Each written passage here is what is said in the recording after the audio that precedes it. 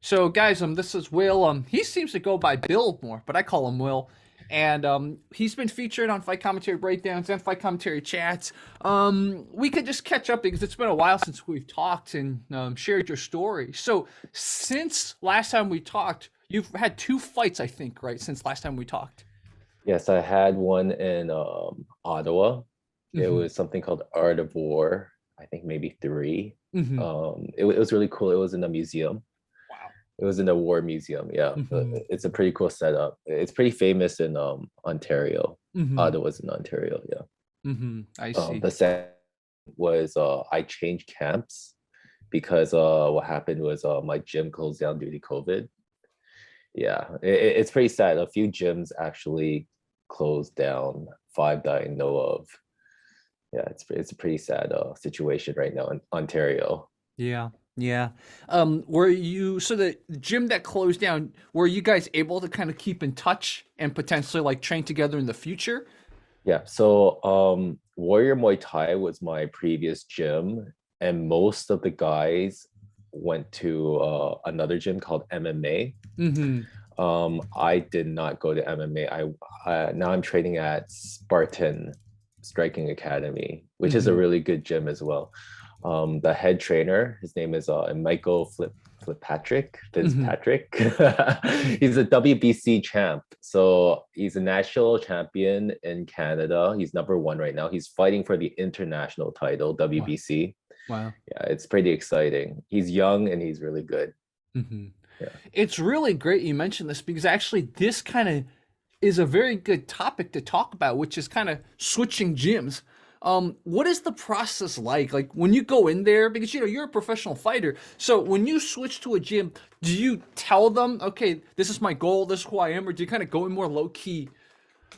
Yeah, so from my experience, it takes a few fights for a coach to fully understand a fighter. Mm-hmm. Because obviously, okay, yeah, he could see you shadow, he could see you hit pads, he could see you spar with your other teammates, right? Mm-hmm. But he doesn't really know how you like react or your little tendencies before a fight. Because some fighters get really nervous, right? Mm-hmm. Like right before the fight. But some fighters get really nervous a week before the fight, Mm-hmm. right? And some fighters, their warm ups are different, right? Like some Mm-hmm. fighters really need to get amped up because they're just like they're just so like numbed out, right? Like everything's going on, they're just like lying there, just like Yeah, right. So that's my they Muay need Thai coach. He's exactly he like gets more kind of like numbed up. yeah. So what happens is usually like okay, the coach or the cornerman will be like, yo, this guy is really just like yeah, he just needs to be amped up, right? So it's like, oh, let's make him hit pads like maybe 3 rounds, maybe 2 minutes, right? And just go like, oh wait, oh wait, oh wait, like really hard. So he goes, yeah, yeah, yeah, I'm fighting. Whereas like some other fighters will just be like already amped up, right? Because of all the adrenaline and cortisol, right? So it's like, okay, you know what? Just calm down, maybe take a nap, right? Or just like, just walk around, feel the energy and just like breathe, right? Have some breathing exercises or something. Yeah, every fighter is different, to be honest. Yeah. Mm-hmm. Mm-hmm. I see. And I think that's really interesting. So when you switch gyms, you also switch coaches. So it wasn't Yes. just training location and sparring partners and teammates, you also switch coaches. Yes. Mm-hmm. You switch coaches. Usually kind of pick and choose what type of coach you want. Like some gyms are famous for clinching, right? And some gyms are famous for like kickboxing or Muay Thai, or some are like more boxing based. So you kind of pick. I guess you also pick the gym because due to like reputation, right? Oh, this gym has a good reputation for taking care of the fighters, or this gym is very good at breeding champions, but maybe not as family friendly, so to say. So, yeah, just everyone has a different preference, right? And everybody has different goals in life. Makes sense. Makes sense. So, tell me about how you prepared for Art of War because you had a different gym, different trainer. Did you feel like it was very vastly different compared to how you used to train, or was it kind of similar or kind of in between? Okay, so Art of War, I didn't change gyms. It was actually WBC. So Okay. the first fight, I was still at my original gym. Mm-hmm. My second fight, due to COVID, the gym closed down. Mm-hmm. Luckily, actually the gym didn't really close down. The lease came up. The lease came up right before COVID hit. Mhm. So then, well, and then COVID hit, and then they were just like, we're not going to renew the lease. Why would you, right? There's like a lockdown. So that gym just he just kind of moved all this stuff into storage. Yeah, one of those like storage areas.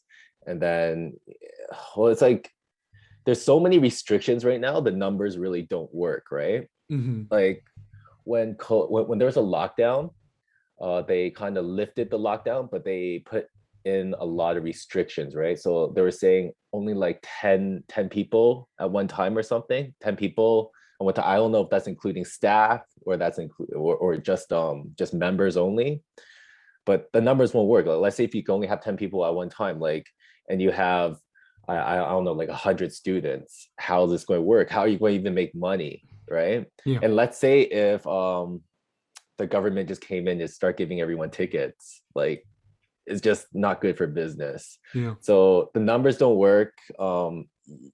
Most people would not open the new gym right now.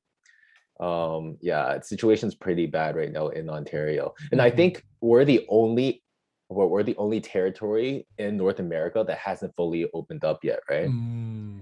Yeah. I think Joe Rogan was talking about this. Yeah. Yeah, I Yeah. think you guys are even more locked down than we are in Yeah. California, you know. California, it's just most places you go in, put on a show, you know, wear a mask for a little bit. When you sit down at a restaurant or something, you can not wear a mask, right? So, but you guys are probably more strict. Yeah, it's definitely way more strict here. Man. Do you guys have to train in masks? They recommend it. Oof. I don't know how people can train in mass, but Yeah. actually, well, think about it, okay? Like the jujitsu guys, Hmm. right? They're like saying, "Oh, I wear a mask, I can't breathe," right? When I train. But if you really think about it, they're getting like choked out or almost choked out, and they're like, "Okay, I'm fine, I can breathe," Yeah. Yeah. while they breathe while wearing masks. But I'm talking about jiu-jitsu guys. For the Muay Thai guys, for the weightlifters, yeah, I could see that being a problem, especially when it gets sweaty, and then the water gets in the mask, and it's like a really wet mask. It's hard to breathe out of, right? Yeah. Yeah. Wow. Wow. So, let's talk a little about your most recent match. So they put you with someone that looked way bigger, like way, way, way Oh, bigger. okay. Yeah. So I had COVID weight. Like all Mm-hmm. the fighters I knew pretty much went up one or two weight classes. I mean, like we're stuck at home, right? And then like Uber just made a lot of money off us by like feeding us all the time. Right. So most of my friends went up one or two weight classes. And I think I went up from what was I?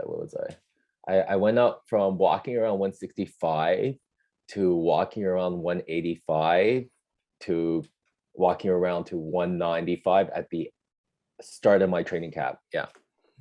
Yeah. So I was like, so I fought light heavyweight this time, which was like not my weight class, but it's a good experience because I always wanted to fight heavier eventually.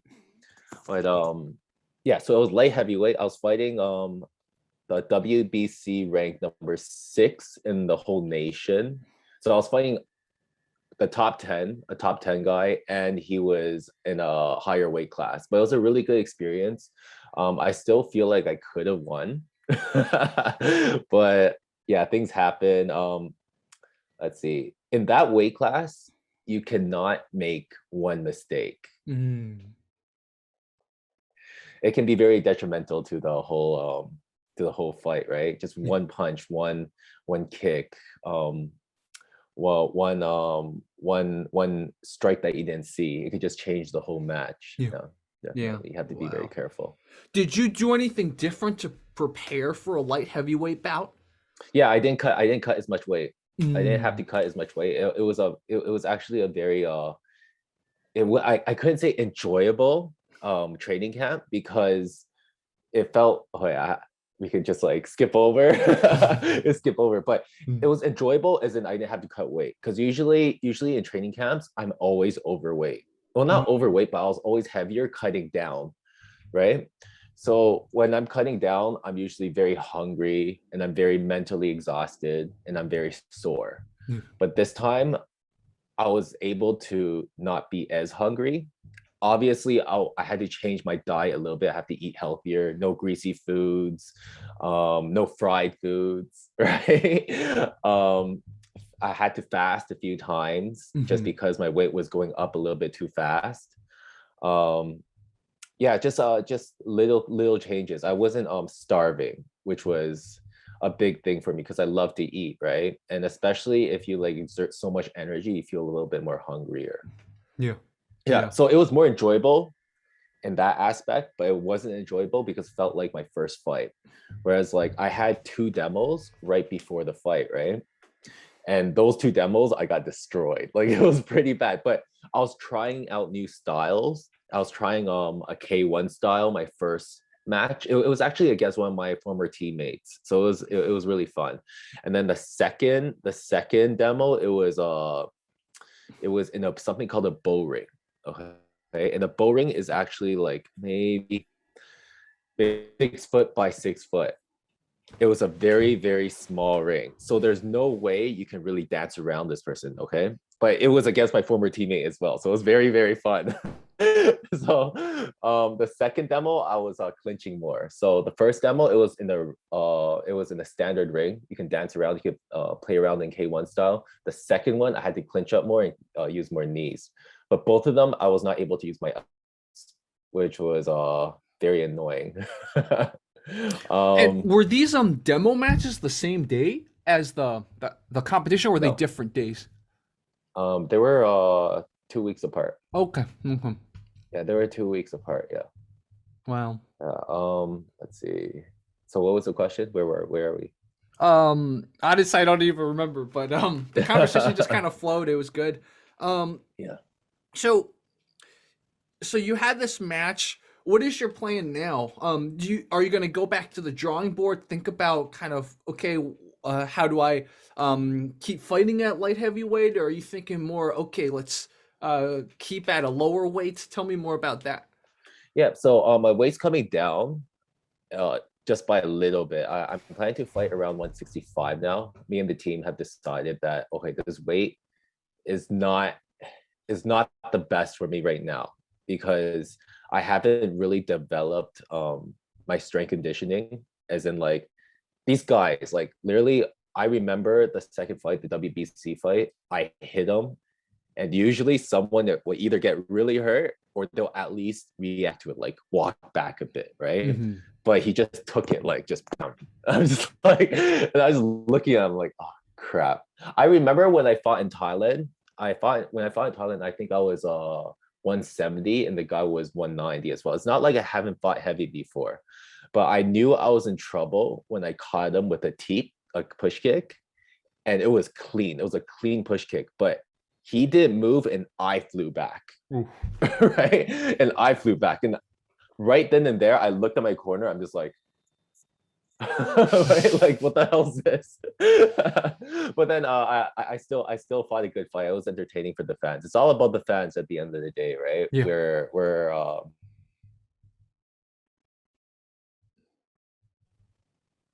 Oh, the last part cut off. yeah. So as I was saying, like it's all for the fans at the end of the day because we're entertainers at the end of the day and Hmm. we're competitors at the same time, right? Yeah. So I feel like if you're going to pay $20 for my demo or like maybe $40 for the pay-per-view for last time, you would at least I kind of owe you the entertainment, right? So it's pretty much a lot of fighters don't feel that way. A lot of fighters just want to win, even if they want to dance around the guy and just like maybe pepper him with a few shots and just point him out. But everyone has a different reason why they fight, I Hmm. believe. Hmm. And yeah. Yeah. And again, if you don't want to talk about this part, you don't have to. But is the pay good when you take part in events like this, or is it kind of like your stereotypical fighters aren't compensated enough for the amount of damage they take? Well, it depends what sport, right? If it was boxing, if it was boxing, right? It's the pay is good, it's worth it. I know this guy that's 15-0. He gets paid. Well, he's a lower weight class, so his pay isn't as much as the heavier weights, but he gets paid. Well, he's professional, right? So he gets paid. I think it was 10,000 a fight, Wow. and he fights. I think like every month or every 2 months, and that's excluding the sponsorships or whatnot. Yeah, the promotion or even like even the hush hush money, right? Um, so it's like there's a substantial difference between boxers, kickboxers, and Muay Thai fighters, right? Mm. Boxers, like the number one boxer, who was it? Like Mayweather? Okay, Hmm. so number one boxer gets paid like 150 mil a fight, right? The number one kickboxer or number one Muay Thai fighter gets paid like on average, don't quote me on this, but on Hmm. average around like 150 grand American. That's like a big difference. Yeah. They're both number one, right? Yeah. That's a big difference. I think it's because Muay Thai and kickboxing isn't as famous around the world. It's not like soccer, right? Hmm. And then plus it's in Asia, right? So it doesn't take too much to live in Asia, right? It takes like what, 50 cents for a bowl of noodles, right? So if they get paid like maybe even $1,000, you can live off that for like a month or two, Yeah. easy, Yeah. Easy. right? Yeah. Yeah. Wow. Eh, Um. eh, eh, yeah, go Go ahead. ahead. Yeah, so I think we live in a time very we should really take advantage of fighting kickboxing and Muay Thai, right? Because you're learning from world champions, right? You're learning from like trained killers, and they're only like a private session is realistically around like 20 to $25 Canadian. That's around like $20 American, right? 20 maybe, okay, my math is not that great. So it's around $20, right? Where you're learning from like world-class athletes, like number one, right? Whereas like you can't like if you learn from like a number one, like a top ranked boxer, he'll be charging you like at least 100 to 150, easy. Yeah, so I think it's a really good time to take advantage of um the level of training. Yeah. Yeah, I totally agree.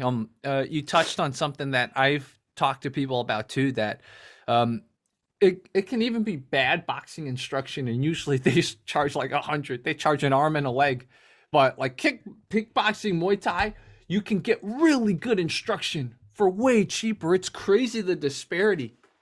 Yeah, also it's I kind of compare it to my students like, okay, look, we're in North America right now. Okay, now there's a lot of black belts in jiu-jitsu. Like they're starting to grow a lot because obviously people are starting to get better. The sport is getting more popular, right? So obviously the black belts, the number will go up, right? But as a black belt in North America, that means something. It means something because like, look, okay, you can have like you could be like a black belt in Taekwondo. And dude, it's like a 12-year-old kid, right? That's a black belt. Or you could be a black belt in karate. I'm not saying being a black belt in karate or being a black belt in Taekwondo isn't like an accomplishment. Like, being a black belt in anything is an accomplishment, right? But there's just more of you. There's just so much more of you. But as compared being a black belt in jiu-jitsu, Brazilian jiu-jitsu in North America, compared to being black belt in Brazil, that's a big difference. There's like black belts everywhere in Brazil. I think they teach it at school, right? So there's black belts everywhere. Whereas like they will probably charge like $10 to $20 Canadian. No, even lower probably because Brazil, the yearly what was it? Oh, crap, I lost my train of thought. Okay, the how much they get paid every month is way lower than whatever in North America, right? So yeah, in North America, especially in Toronto, black belts are charging 100 to 150 an hour. Yeah. Whereas the Muay Thai guys are charging like $50 to $80. $80 is a lot already, but $50, and it's like some of them don't even have fights. Some of them have like one demo, or some of them aren't even really like they just know how to promote themselves really well. I know a few. I'm not going to call anyone out, but good for you. Yeah. Yeah. this is a topic that we could bring you, me, and Mark Phillips from Fight Science to talk about it together. Maybe another viewer, because I think it drives a lot of us pretty crazy. The amount of Yeah. like incompetent instructors that are just good at like appearing competent, who can like get students and I call it Karen boxing, like Karen boxing or Karen kickboxing or Karen Muay Thai, like just able to overcharge and then like all they're doing is hitting pads and hitting pads very badly, very badly. I mean, skill in itself, right? Like if you're able to promote yourself on Instagram and you're able to like really hustle or just like really promote yourself very well, right? That's already a skill. A lot of fighters, top level fighters, like top echelon fighters, they only have like 200 followers on Instagram, right? And it's just they just they just really focus on fighting, or they just fight really good. And that's like all they know how to do, right? But obviously we're at that Logan Paul era, and we're at that like YouTuber era where you just gotta sell more tickets. It's kind of like Conor McGregor, right? Like you just really, really gotta sell yourself, and you really gotta know how to talk, and you really have to just promote yourself very, very well, right? Yeah, and I think one of my favorite stories I tell is one time I met up with this fighter. He's a really great dude, but the dude obviously so focused on fighting, he did not interact with me. Like he couldn't listen. And I'm like, okay, I understand why a person like you wouldn't have students like as many students as a Karen kickboxing coach, because like once I see you, I know you're legit. But like if someone doesn't understand fighting, they interact with you, and then you're not listening to them, they're not gonna pick you, right? Yeah. I believe there's a lot of different factors as well. It's not just promotion, because like so like it really depends on the demographic you're teaching, right? Some teachers just teach fighters, they just breed fighters. So it's like, okay, you know what, I'm known to like breed champions. Whereas like there's this other like Good Life. Good Life is like a gym that a really famous franchise we have in Toronto, and I think in Canada. I think it's nationwide. But either way, um, they're trainers that train like soccer moms, or like just the cat Instagram. I'm not going to say anything derogatory. The Instagram person, right? And they're just there for the Instagram, where they're just there to hit the pads, right? A lot of coaches will be like, okay, this is how you jab. You push with your back foot, you protect your face, you step with your left foot if you're orthodox, and you twist your arm. Just all these little details. Whereas like they're just like, hey, stop. Like I just want to hit the pad, and I just want to sweat. I'm not trying to fight here. I just really want to get a good sweat going. Whereas like a lot of like the fighter coaches will get frustrated because they're really OCD. Look, if I see you doing a wrong technique, I'll have to fix you. Whereas like the Instagram guys or the coaches that don't have real fights, they'll just be like, boom, boom, boom, boom, boom. Oh wait, yeah, good job. Right? Just amp them up and let them feel good. Whereas they will actually come back for that. but like the fighter coaches will just be like, I don't care. They're really stubborn. I don't care. I have to do things my way or the highway, right? So that's what I actually noticed lately. Yeah. Yeah, I see both sides of it, and in some ways I am frustrated. In some ways I'm like, you know what? Exactly like you said, some people they just want to hit a pad. I think where I draw the line is when I don't like it when these what I call Karen boxers or boxer sizers or whatever you call them, they call it Muay Thai or they call it boxing when it's not. It's literally just hitting some pads. So I think semantically there needs to be a better distinction. Like maybe those people that just hit pads punching, well, just call it punching practice or something. So don't call it boxing, because part of boxing is there's an exchange. It's not just hitting pads.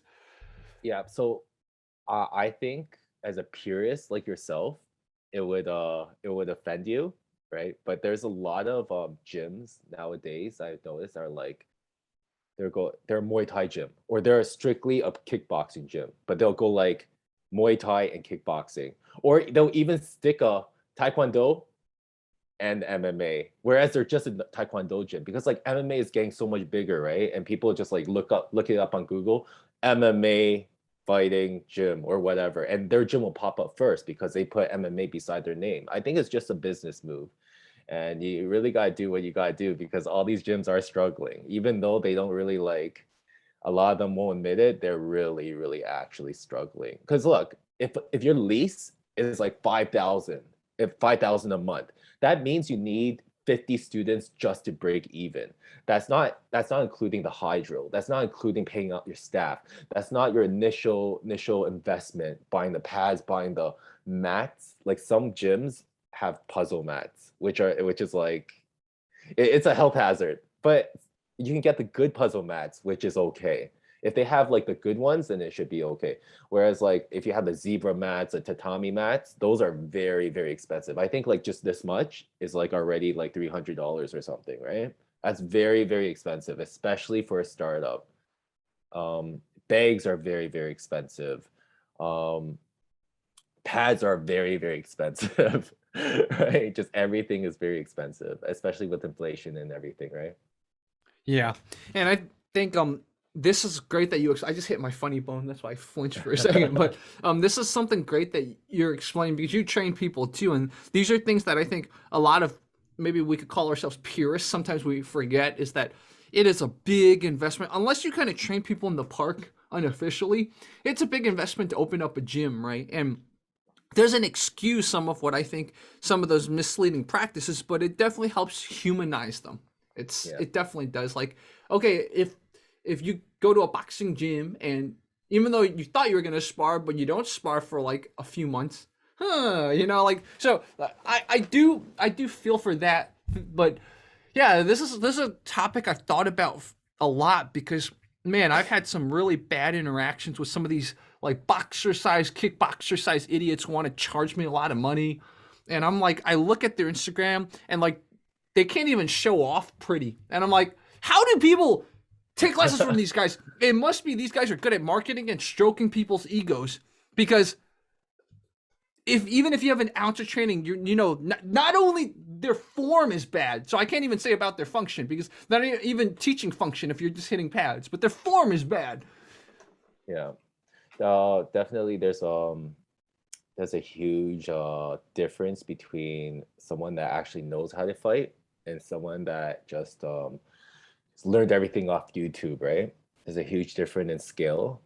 But I feel that at the end of the day, as long as the client gets what he or she wants from whoever, it's not really our right to really go like, hey, look, this person isn't training you the right thing. As long as they're getting what they paid for and they're happy with it, it's a tricky situation, right? Like, Yeah.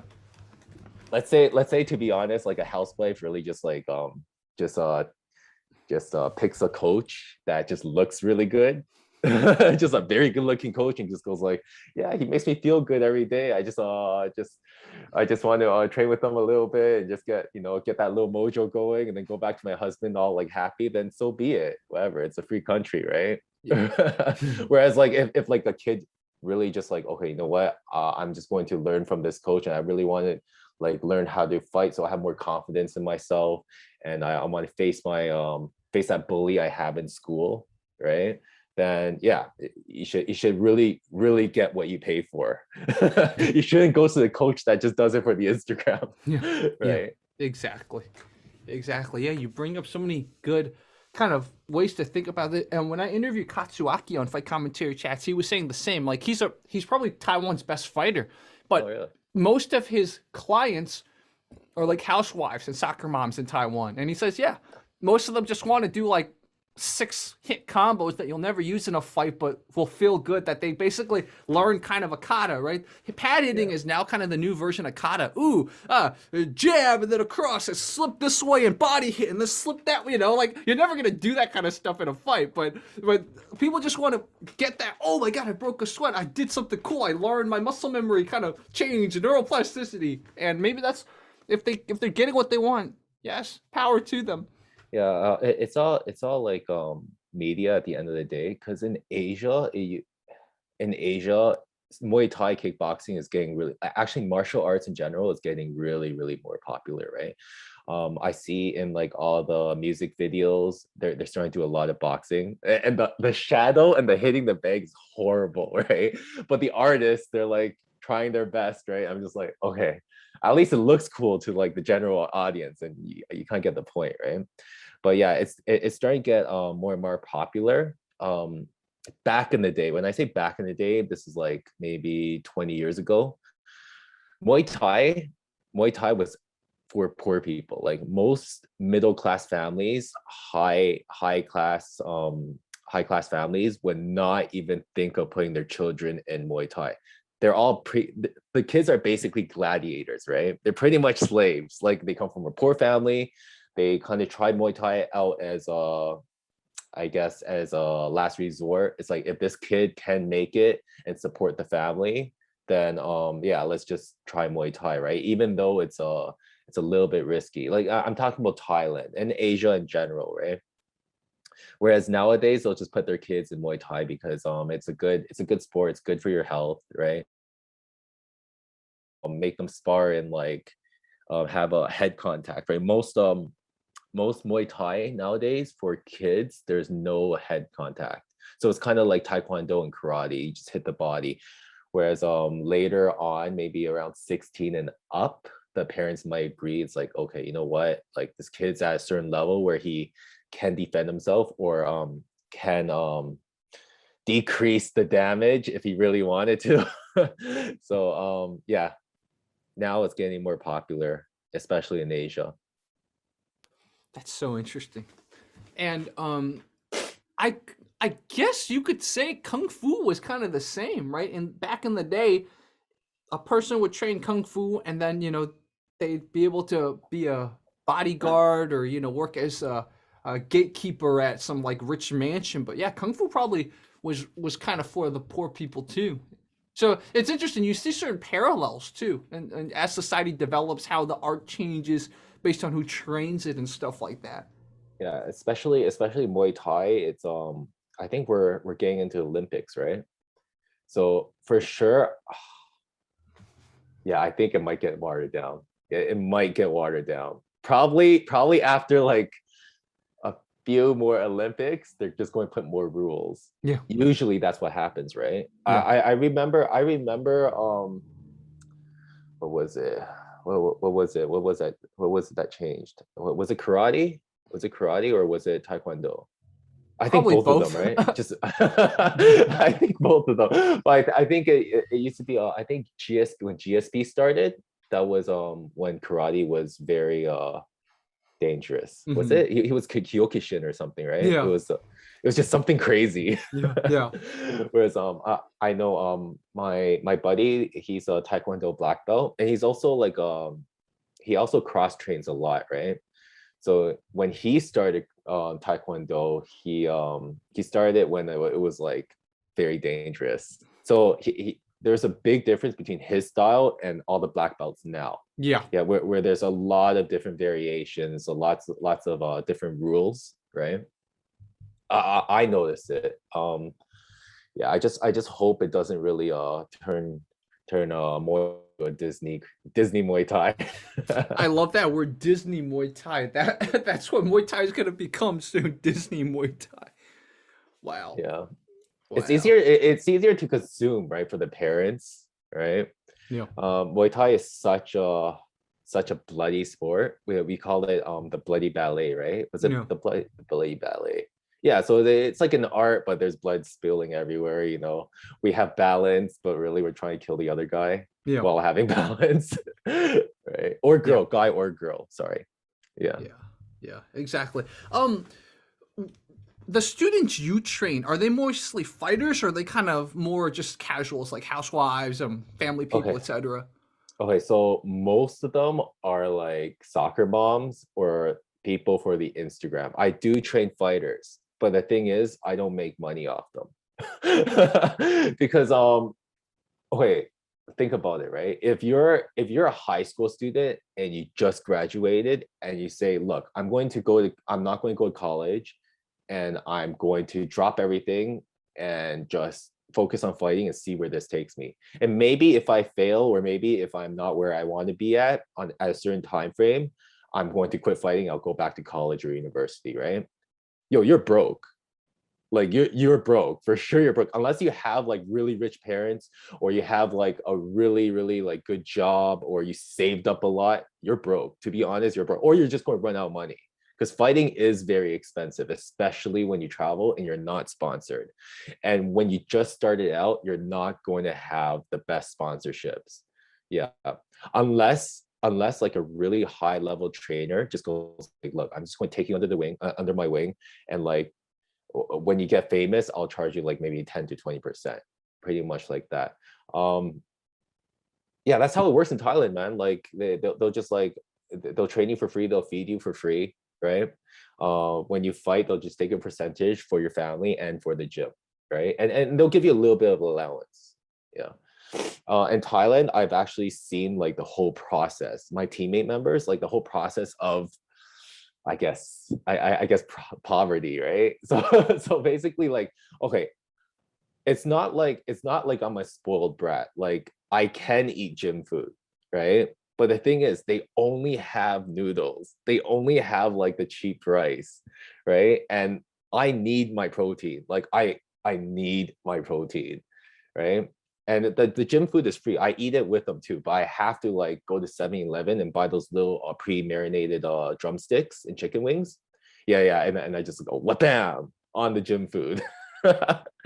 Whereas like my other teammates, like they're like real Muay Thai fighters. I'm not saying I'm not a real Muay Thai fighter, but they're like the ones that actually fought when they're like 8 years old, or they fought when they're like 10. So I see them eating the gym. Obviously, I share, right? But when I'm not there, I see them eating just rice and just like a lot of vegetables, right? And then after they have their fight, I see them have a little bit of more meat and like more juice or like whatever. I'm just like, oh, I could see the whole process.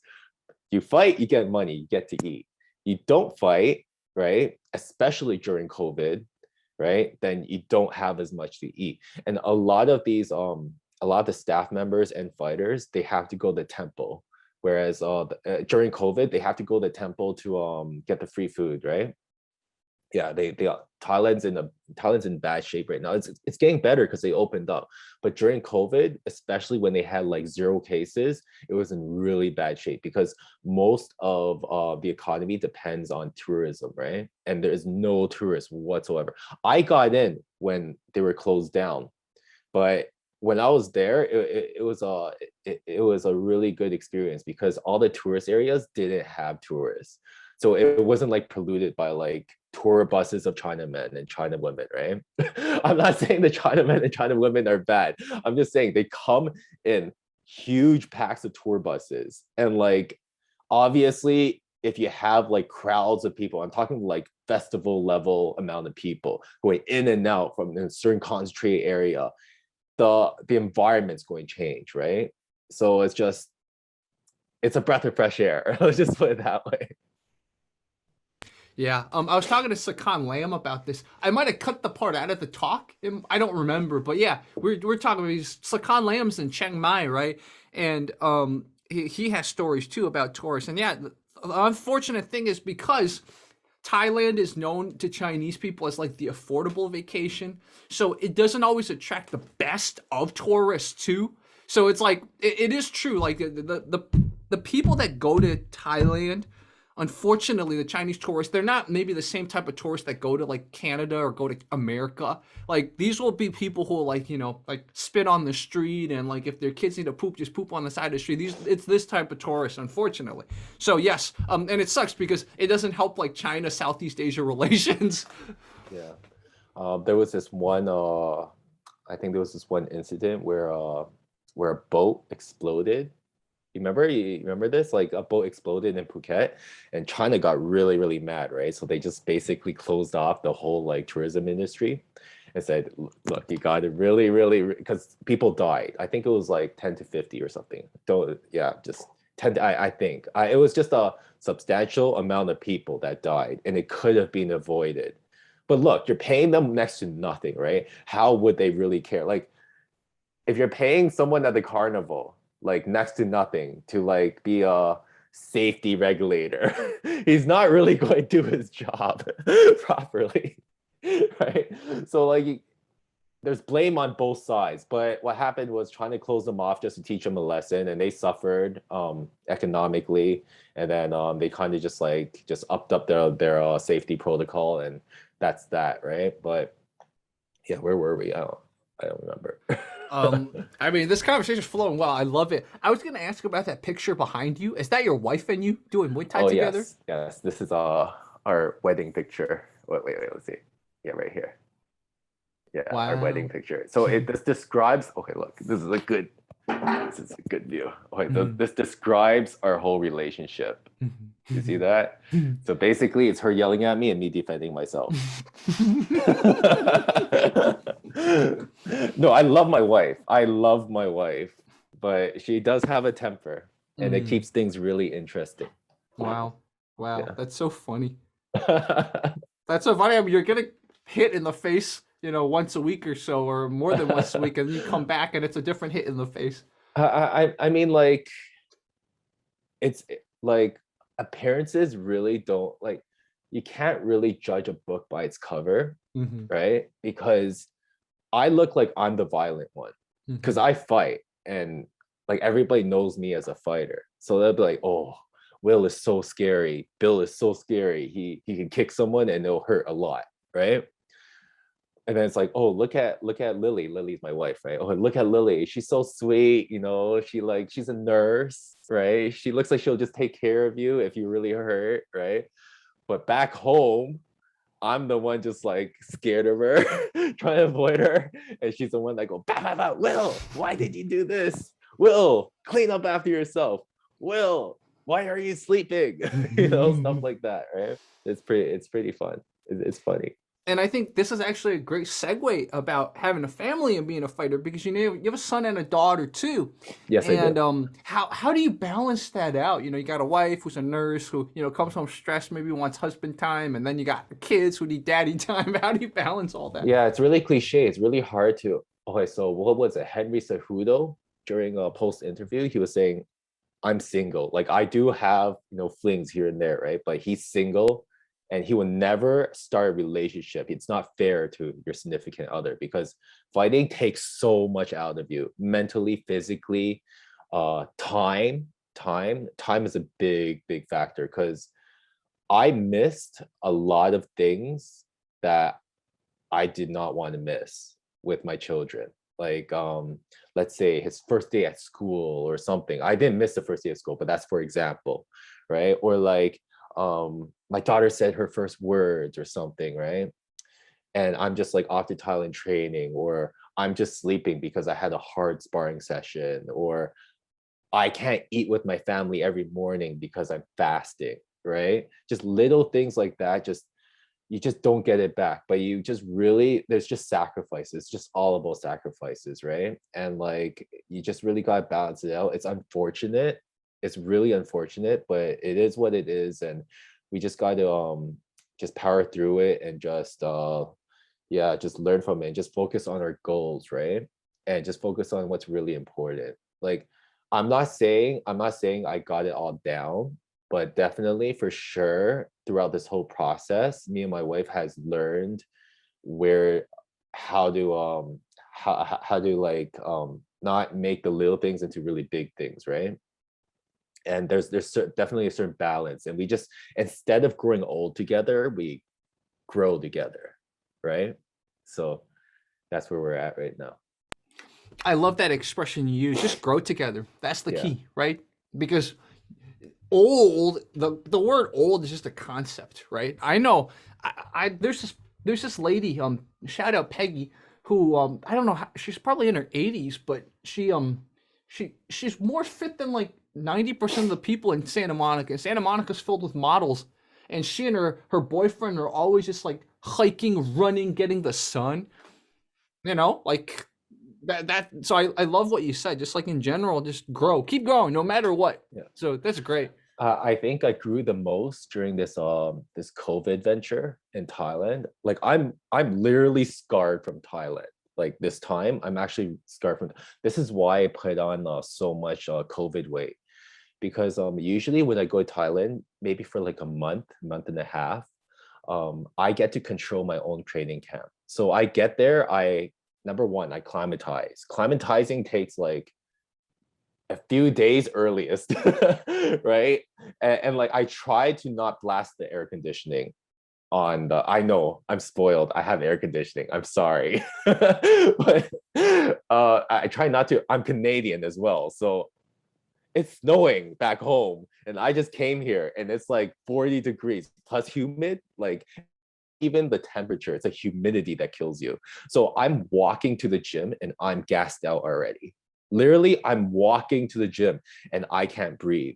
So as for like, look, Thai people, yeah, okay, fine, they can handle the heat. But when they go into 7-Eleven, they cannot say they can handle the cold, right? Because they can't go in there for more than like 5 minutes. But then yeah, that's that. Okay, so I where was I? Okay, so I have to climatize for 3 days. Okay, number two, um let's see, yeah, you have to get used to the heat when you hit pads, especially if you did not tell your trainer that you're coming and they only have noon times. Okay, look, not even the Thai people train on at 12 o'clock. 12 o'clock is like literally the worst time. It's like it's hot, it's humid, and also the factory right beside the gym is blowing out all that plastic waste, that smoke, so the air is bad already too. Nobody wants to train at that time, but look, they'll make exceptions. Look, you came all the way halfway around the world, and if you really need to train, they will train you. Okay. Okay, so what? So you need to climatize, you need to let's see what else is there, you have to get in shape. Sometimes I come in there not in shape, right? You have to, you have to get rid of the jet lag. The jet lag takes like 3-4 days. But if you train, it's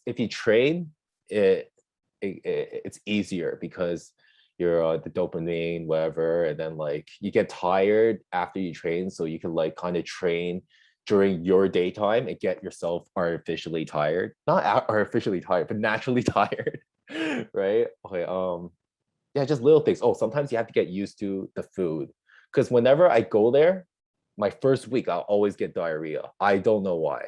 Okay, look, there's things you can avoid, right? Like my Thai trainers go like, look, if you eat at the food stalls, okay, do not eat anything pre-made. Like if it's cooked, don't eat it. Let them cook it in front of you.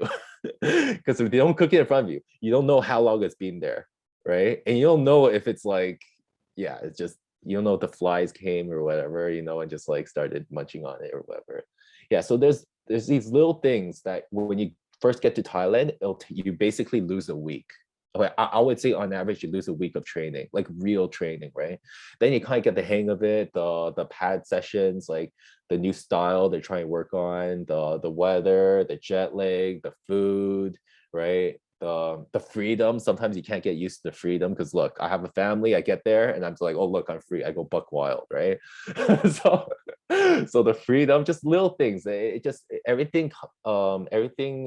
Yeah, there's little components to it, right? A little components, and you just really gotta get used to it. Okay, fine. After 1 week, you're focused. Look, you only have 3 weeks to fight. You're cutting weight. Number one, you're getting sore. Okay, so why am I sore? Why am I scarred from Thailand? This time it's like I get to use. I used to, whenever I used to go to Thailand, I get to control my own training camp. So in my head, I go like, look, I'm going to take like 3 classes, okay? And I'm going to learn as much as I can because there's things I could learn there that I can't learn back home, right? But guess what? When it comes to push-ups, when it comes to sit-ups, I could do that back home. I know how to do a push-up. I know how to do a sit-up. I know how to do a pull-up, right? I'm not going to do it there. Like that was my mentality, right? I could just do it back home. I could do it in the hotel room. I could do it wherever, right? So I do 3 sessions and I learn as much as I can, and then I go fight, right? Whereas this time during COVID, it was a high profile fight. I was going to fight Super Champ or I was going to fight Muay Thai, Max Muay Thai. And yeah, this time the whole dynamic changed, especially with my trainers. They go like, look, I train at a place called Dragon Muay Thai. It's right beside Tiger Muay Thai. It's in Phuket. So they was like, look, if you die, Dragon Muay Thai dies. If Dragon Muay Thai dies, I die. If I die, you die, or something. It was like, wait, you die, Dragon Muay Thai? No, You die, I die. I die, Dragon Muay, you die, Dragon Muay Thai dies too, right? And then he always goes like, yeah, and I put a lot of money on you, okay, by the way, right? And then and if you lose, then I have to eat mama every day. Mama is like instant noodles. And it's like 10 cents a pack. So he's like guilt tripping me, like, look, you have to run, you have to do all these things. So this time when I went, I didn't have 3 sessions a day. I actually had two 2-hour sessions, right? But I had to run. I had to run for 45 minutes twice a day. And this is running in like the desert, like the heat was really bad. And this time he didn't even let me run myself. He had a little scooter, okay? And he was following me and just going like, go, go, go, go, go, go, go, go. Like he was getting tired of saying go, go, go, to the point that I was getting tired of hearing him going like, go, go, go. Right? It was really bad. So it was supervised runs, right? I went from 85 kilos to 72 kilos.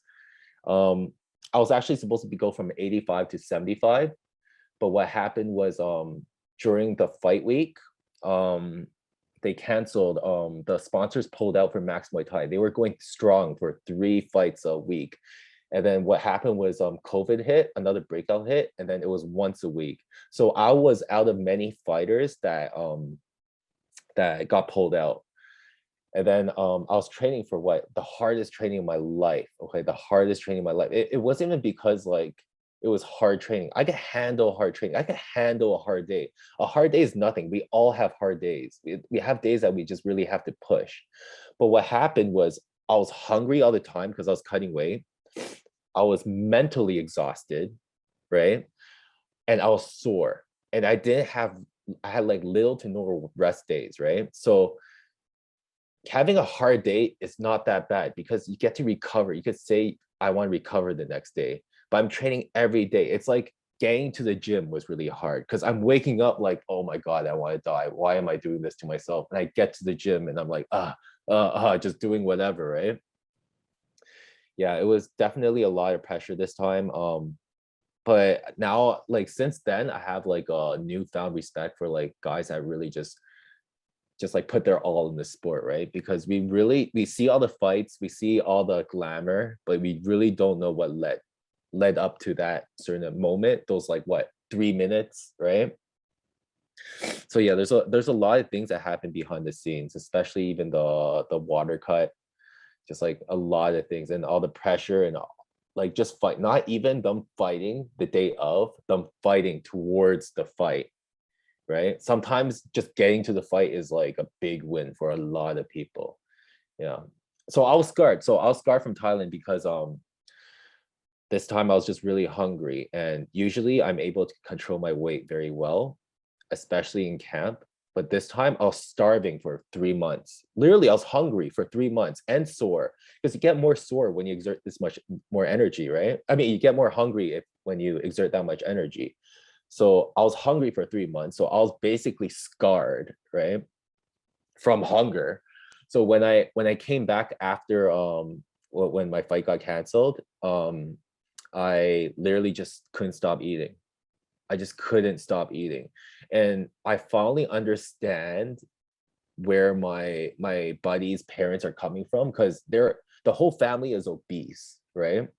And I was just thinking, look, if you're like going to eat yourself to death, don't you realize you're eating yourself to death, right?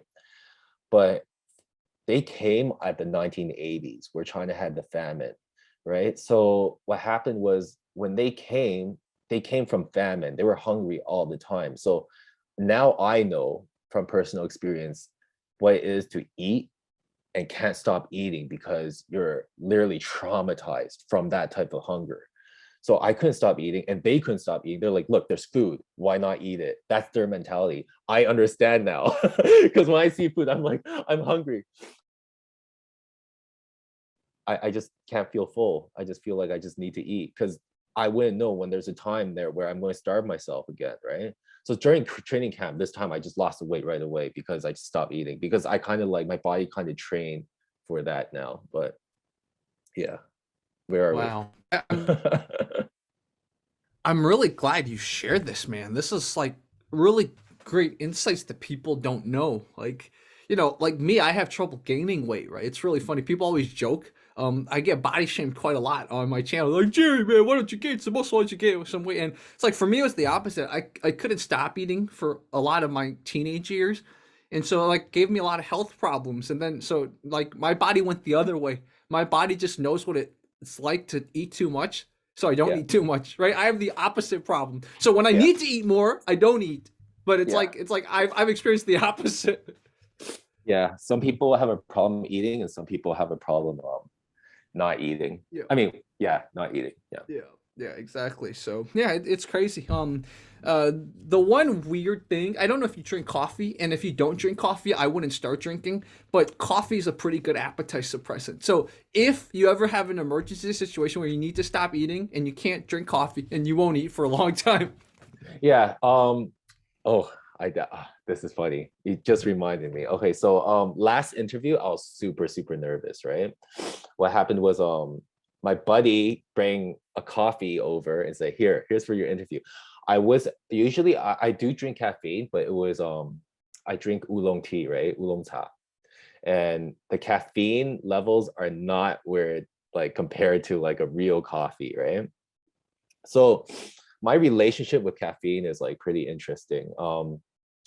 When I drink caffeine, I'm literally like wired, right? But it's all chemistry at the end of the day because I did not factor in adrenaline, right? Because I like before the interview, I was like pretty much I was dead. I was like just wandering, like because I'm the type of fighter before competition or before performing, I'm like dead. Like I need to get amped up, right? So I was like, okay, let's drink a coffee. I drank the coffee, and then I was fine. I felt normal. Once I did the interview, I'm like, oh shit, adrenaline kicked in. So it's adrenaline and caffeine. And I start going like, right? And then by that time it's too late. It's too late. And I was eating a banana, right? And then I was like, oh shit, the banana is gone. So I faked ate the banana. It was so jokes. It was so because I read the comments. Like I read the comments like yesterday. I'm just like, okay, yeah, they caught me fake eating a freaking banana. So actually for your fans, I actually got banana ready right here. So I'm just going to eat it. I'm going to eat it. I'm going to really Nice, eat the banana. Okay, look, I'm peeling it. nice. Okay, I'm peeling it right here. Oh Okay, man. Oh okay. Look, yeah. I'm going to eat it. But there's an unwritten rule. When a guy eats a banana, you cannot stare him in the eyes. Mm. Yeah, unwritten rule. Mhm. You know why too. Yeah, exactly, Yeah. exactly.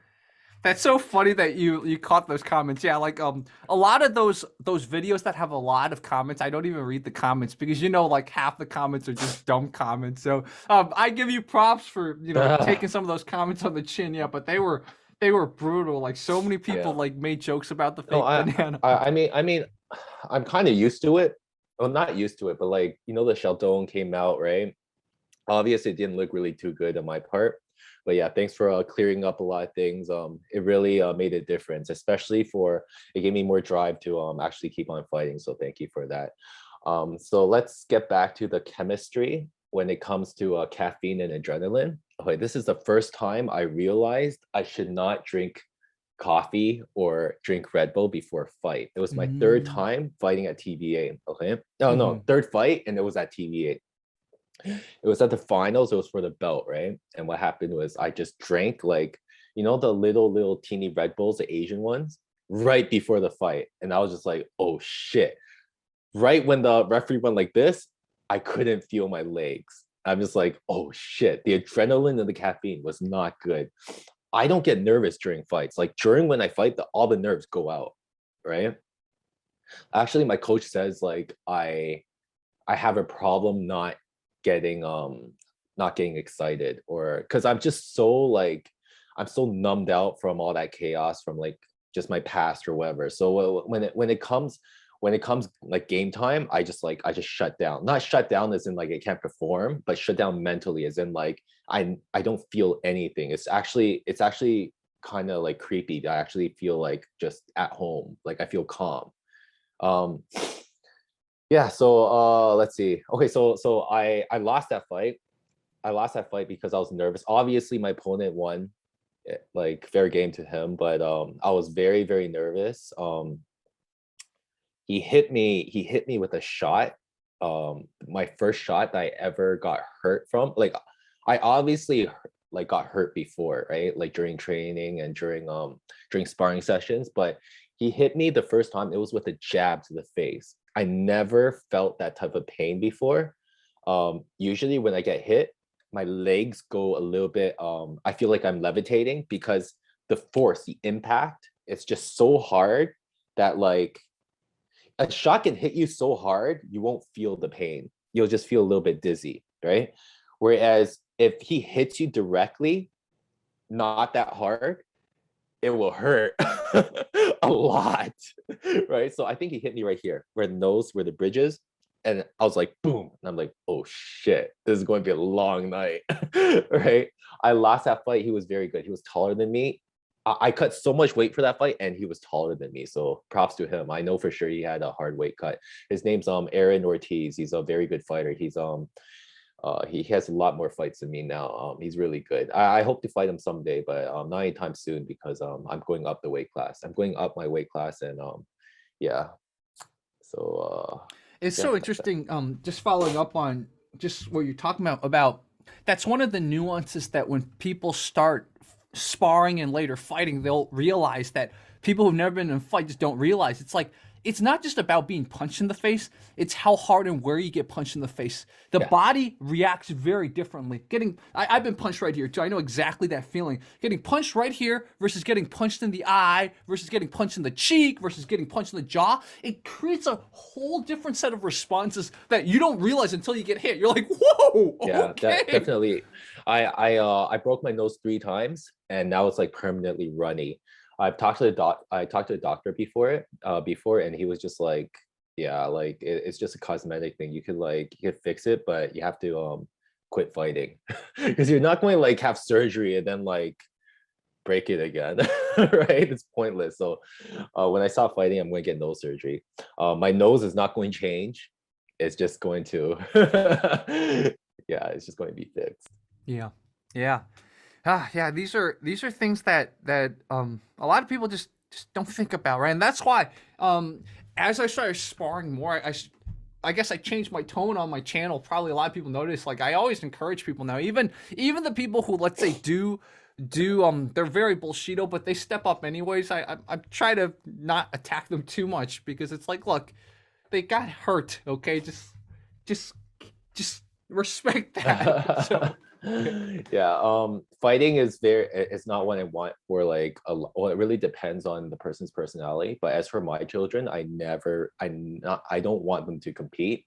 I mean, if they really want to and they're like 18 or they're at a certain age where they really know what they're doing, like the consequences or whatnot.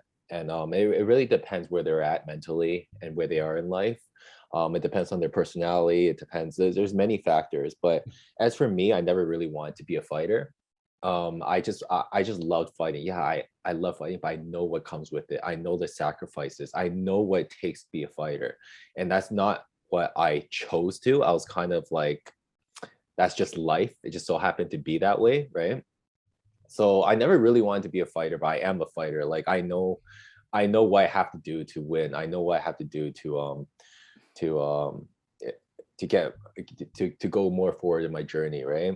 It's funny because my last coach, my last coach, um I was really I was very similar to him in our philosophy and the way we fight, because me and him, we're not the best athletes, right? We're not the best athletes. Like I'm saying, like we can do a certain amount of push-ups, we can run a certain so we can run a certain distance, right?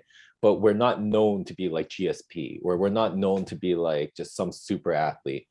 So he told me, I'm like, I have like different superpowers. Out of all the athletes, okay, look, this one fighter, he's really, really fast. This other fighter, he's really, really strong. Me, he said, my superpower, I'm really, really smart. I'm like, out of all the superpowers, I get the most boringest superpower. Right? But it does, I can relate to it because I don't know if you believe in this stuff, like, you know, the year of the dragon, the year of the pig, the year of the ox or whatnot, right? So I'm born at the year of the dragon, right? But I'm out of all the dragons, you know how there's like a 12-year cycle, right? out of all the dragons, I'm like the weakest dragon. I'm the earth dragon. Okay, so there's earth, there's metal, there's fire, there's wind, or there's whatever, right? So I'm earth. So out of all the dragons, I'm the most level-headed, but one of the smartest, or the smartest. I was like, okay, out of all the dragons, I'm the worst dragon too. Right? It's funny because I went through a lot of religious confusion because I have a dragon tattoo, right? And then just after the dragon tattoo, like my mom was like, look, you know, dragons are like the devil, right? Right? Dragons are meant to be demons. And I'm just like, oh shit, I just got a dragon just because I'm the year of the dragon. But I'm also the month of a lion in the zodiac. So I'm like two of the strongest, right? Out of all the zodiacs, the Chinese one and the Western one. So it's funny. So I'm just like, okay, you know what? Screw this, okay? I'm going to get a tattoo of a lion fighting the dragon. So it can kind of depict evil fighting good versus evil, right? Whereas one of my favorite brands that closed down, they discontinued their brands. It's called Wings and Horns. And then my friends are just like, wings and horns, that sounds like the devil. No, it's not the devil. Actually, if you look online, it's actually it's just the depiction of good versus evil, which I'm going to have on my body. It's pretty cool. So it's going to be a lion fighting a dragon, and then you'll know who's going to win, and then we'll just have to see throughout my lifetime. It's kind of like that, because everybody has a good side, everybody has an evil side, no matter how good they are or how good of a person they look like. They always have an evil side, and some people show the evil more than the good, and some good, you just never know. It's not black and white, it's always in the gray area, right? Yeah, definitely a duality. And it's interesting about the dragon. I didn't actually know that about Christianity, how the dragon's the devil, but I would say, well, that's the European dragon, very different from the Chinese dragon. Yeah, So, definitely. yeah. Dragons are like known as angels, and that protect the earth in Chinese culture, right? It's so crazy how China and the West, or I mean just Asia in general, like just other side of the world, are just so different, even with the religion, with culture, with everything, right? Yeah. It's funny because it just reminds me of Panama, because I have a lot of religious experiences, right? Like I'm a very religious person in a way, like as long as it doesn't like affect me negatively, and it has. Some people can take religion way too seriously. Like religion is supposed to benefit you and benefit the world in general, right? But then some people that take religion like way too seriously, well, you do have to take it serious, right? But some people that take religion and use it as a weapon, or use it when it's self-destructive. I don't think that's what religion is for, right? So either way, okay, a religious experience, okay. My first fight in Panama, like I do when I cut weight, I do Epsom salt baths. I do the bath, I do the water loading, I do the dieting, okay. What happened was when we got to the hotel in Panama, there was no bath. I cannot do saunas. I suck at saunas. I literally like, I get claustrophobic, I freak out. I was forced to do the sauna. I mentally broke down. I still made the weight, but when I made the weight, I was delirious. I was like, not good. Okay, so during that sauna, during that weight cut, I had a chain, right? I had a jade, and it had a jade of a dragon on it. This is before I found out all about the Christianity and the dragon stuff, okay? I had a chain, I had a jade, okay? The jade was given to me. Okay, the jade, because jades aren't, you can buy your own jade, but usually it's it's a present from someone, right? Just this girl gave it to me way back in the day. Okay, so yeah, so basically, like I was just suffering in the sauna. I was like, oh my god.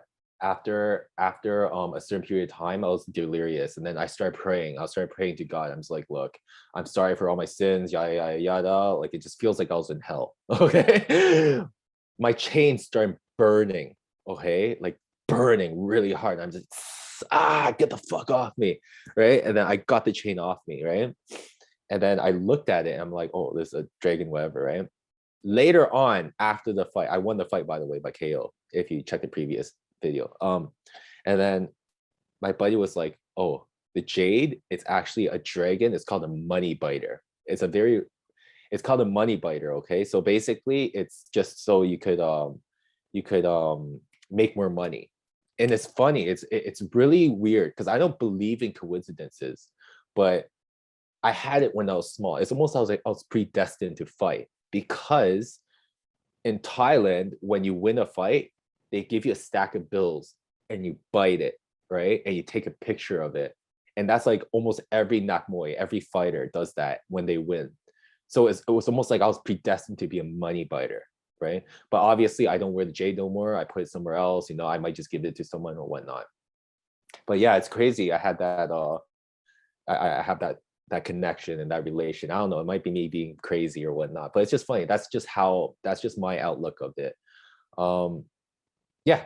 So there. Yeah, I mean, I follow kind of the same life view. Like there are no coincidences, right? I totally believe in that. There's just no coincidences. And if you even let yourself just feel and just open up your perception, I think that's where a lot of that gray area that some people would call faith comes in, because there's a lot of things unexplained, and you could explain it a certain way, but at the end of the day, if you just let the gray areas kind of affect kind of you how you see the world, it does create a lot of room for faith, in my opinion. Yeah. Yeah, definitely. Let's see. What else should we talk about? Yeah. Have you heard of the what's going on lately in the world? That's interesting. The Afghanistan stuff. It's pretty interesting, right? Right now it's like all the COVID stuff, the Afghanistan stuff. What else? Yeah. And then I don't know if you followed, but Gabby Garcia lost a jiu-jitsu match. You know, she's super big, super scary, and she lost a jiu-jitsu match to a much smaller lady. So Yeah, it happens, you know. That just reminds me of David and Goliath. Actually, it's really crazy because before my fight for WBC, I was like reading all the David Goliath. So I'm like, yeah, I'm going to be David. He's going to be Goliath. Da, da, da. But it didn't turn out that way. yeah. Yeah, he was really big. Like my coach was like, yeah, you're bigger than him. He's shorter than you. Da, da, da. I get there, I'm just like, okay, cool. I knew it. But either way, like I knew already just by the pictures, right? And then the face off was hilarious. Like me and him face off, my coach was like just smile at him, just piss him off. He was looking at me like, and I was just looking at him, just like smiling, right? We both turned to the crowd and we're just like, right? Everyone was so pumped. It was going to be a good fight. A lot of people were looking forward to that fight. The promoter, since he was a WBC representative, I think he was thinking like a boxing promoter. This fighter was training under him. I guess he needed to get the rust off. I'm not saying I was being sacrificed because I had a chance to win. I'm kind of like a dark horse in my gym. Like I'm pretty known to a certain extent, but I'm not as known as a lot of the other fighters. And for me, it's like to take me as an opponent, it's very dangerous because number one, if you have a name already, like if I beat you, it's really bad. But it brings my name up. But I'm pretty much a really dangerous fight in general, being a dangerous fighter and being really dangerous if you lose to me, right? So it's kind of like a lose-lose situation. It's very, very risky.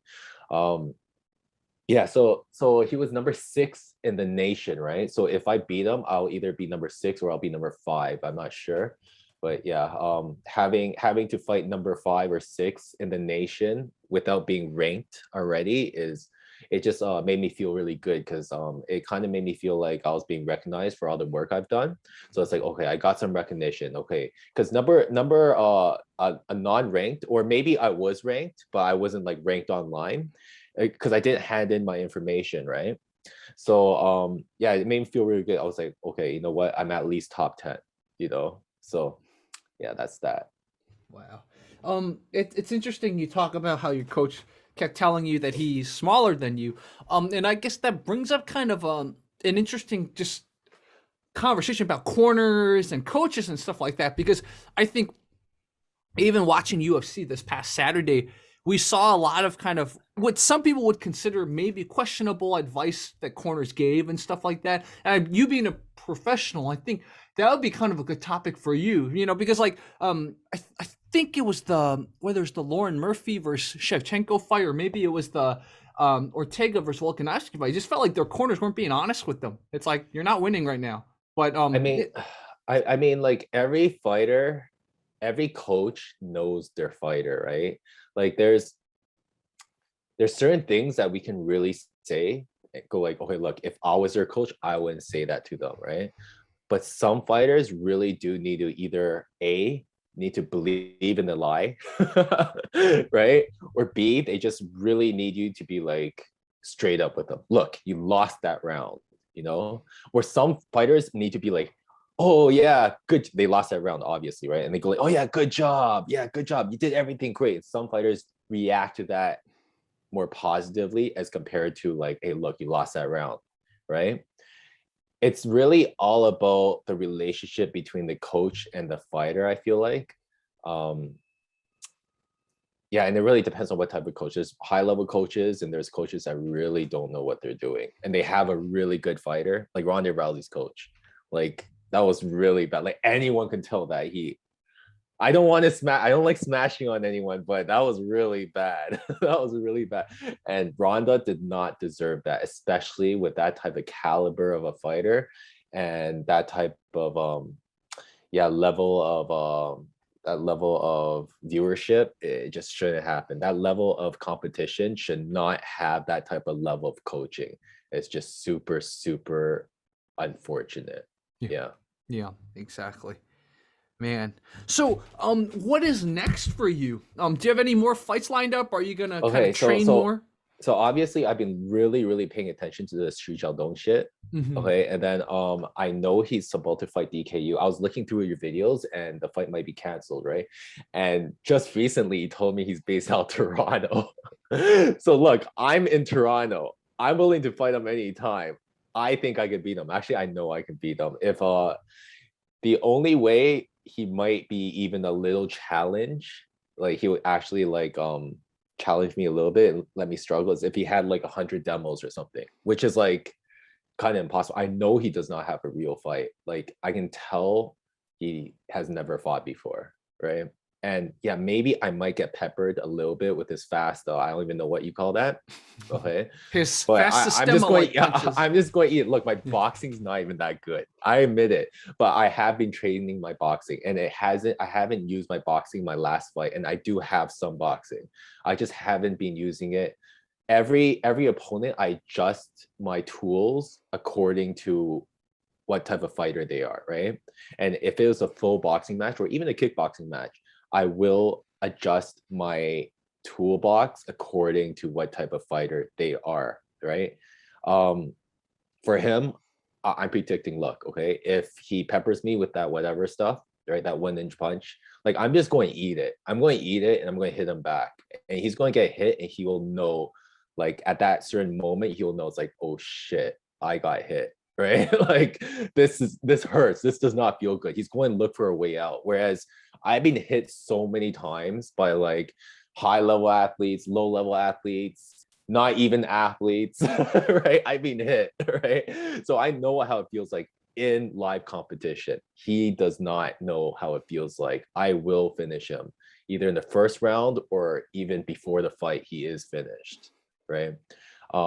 Most likely this will lead me to Shu. I'll have more exposure and then I will fight Shu eventually. Hopefully Shu does not get too old or he does not get too scared, because I am a real fighter. I have fought. I went through hell to get to Shu literally 10 years ago. Like I knew what will happen if I started fighting. I knew I'm going to suffer. I knew I was going to get cut. I know I'm going to get concussed. I know I'm going to miss time from my family. I know I'm going to be starving. I know all these things, but I still went through it, right? And I'm still going through it. So Shu has to know that, look, eventually it's going to happen and he cannot run from me forever. And I am going to get my name out there eventually. And that's just what I believe, right? Yeah. But even if it doesn't happen, like I know he's going to get his own karma, right? I just hope that I'm his karma, right? Mm-hmm. But Mm-hmm. if it doesn't happen, I still got a lot out of it, right? I still made a shitload of friends. I still like, got myself to a level where I never thought I would be, got to a level of maturity that I never thought I'll get to, right? I've learned so many things. I've yeah, so I grew a lot from this. Definitely I grew a lot from this. Yeah, yeah. I love it, and maybe it's gonna happen. You and DKU first. Bill versus DKU. Yeah, because Hopefully any fight. Yeah. I don't know how often he travels back to Canada, but I don't know if DK or Yu Dajong, as we like to call him. I don't know if Dajong is a Canadian citizen, or he just was born in Canada, or he spent a lot of time in Canada, but he spent a lot of time in Canada. So like, why not next time he's in Toronto or wherever, even just an exhibition match? Bill Yeah, versus DK. I mean, like anything could happen, right? Even if you plan for a fight, right? Anything can happen. Some guy like twists his ankle, or like some guy couldn't make weight. Like the fight game is so unpredictable. Yeah. Like even for UFC, especially MMA, there's so many variables, right, towards a fight. Like you're doing jiu-jitsu, you're doing wrestling, you're doing striking, you're doing whatever, you're doing the weight cut. Anything could pull you out of the fight. You might get injured, you might like have visa issues, you might like so I don't really get excited for the fight until like the day before the event, like the weigh-ins. And I'd be like, okay, 90% chance this is going to happen because look, he made weight and he's in the venue, he's in the city. Right, like 90% chance. But even that, I have been disappointed by like who was it that the skinny guy, Ferguson really disappointed me that time. Tripped on wires, you serious? Like, you know what I mean? I wanted to watch that fight so bad. But either way, life happens, we move on, right? Yeah, exactly. So I think this is kind of a cool stopping point. We can start figuring out how to get you in touch with the people in DKU's camp. I think that's a good goal for us. Yeah. Yeah. DKU. I'm willing to fight anyone, to be honest. I'm cutting weight right now to I'm walking around like 170. I'm having trouble, like not trouble, but like I'm starting to look really skinny, but my weight is not coming off. I know that muscle weighs more than fat, and that's probably the reason. But when I start looking in the mirror and I'm like, yo, 165 for sure, right? I step on a scale and I'm like 175. I'm just like, what? By the end of the day, I'm 175? What's going on, right? So yeah, that's definitely age comes into a big factor with that one, right? Yeah, we just start evolving, right? We evolve and our bodies change all the time. Yeah. The other kind of last minute thing is if you shave your head, you could probably cut about a pound or two, right? So that's always a thing. Okay, so I thought about shaving my head, to be honest, but I just couldn't. 舍不得嘛，我真是舍不得。Yeah, you got good hair. You got very good hair. I still have my hair. Yeah, you at have the age very of good hair. 33, right? Yeah. But then I wanted to shave my head for various reasons. I want to shave my head because when you fight and when you get punched in the fight, your hair kind of flies everywhere, right? It kind of looks like you got hit harder than you really did for the judges, right? Whereas if you're bald and you get hit, it just looks like whatever, right? That's the main reason. The second reason is whenever I train and I get sweaty, I have to rinse out my hair or I'll start getting pimples on the head because the dirt, it gets stuck, right? Whereas like and then like I rinse my hair and then have to dry it or blow dry or whatever. Whereas if I was bald, I just go shoot and I'm fine. Yeah. Right? Yeah.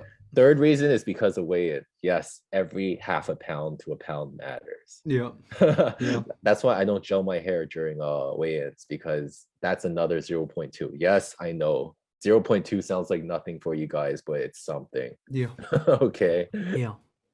Yeah. Wow. Yeah, these are all things that people don't think about, because in an analogy I would give to people if they've never had a weigh-in is think about trying to go on a plane that has a strict weight limit. You literally have to like start tossing things out to keep from being fined, right? And anyone that has to go through that can probably relate. That's what Will experiences during a weigh-in. Like, if he's even a little bit, anything could potentially, that's why some people take off their shirt. Some people might even, there was that famous, I think it was Misha Tate or something, had to go completely naked. You know, it happens. Yeah. Misha Tate got completely naked. Oh yeah. I think it Sometimes was you have her, to take maybe off someone everything else. Yeah. because they wear two. Okay, so sometimes the promotion goes like, look, during weigh-ins, you you couldn't wear your underwear. You have to wear Muay Thai shorts. Big mistake when you just bring Muay Thai shorts that are really heavy. That's like half a pound right there. Whereas when you Wow. have like the lighter ones that are just like maybe 0.1, 0.2 or whatever, just lighter, right? Then you're good to go. So like if you fight for a promotion, next time you fighters get really light Muay Thai shorts. Right? Yeah. Yeah, that's so. The other thing, having covered fights before that a lot of casual viewers don't know is that by the time you show up there, the fighter's already been there for since early morning, if not the day before.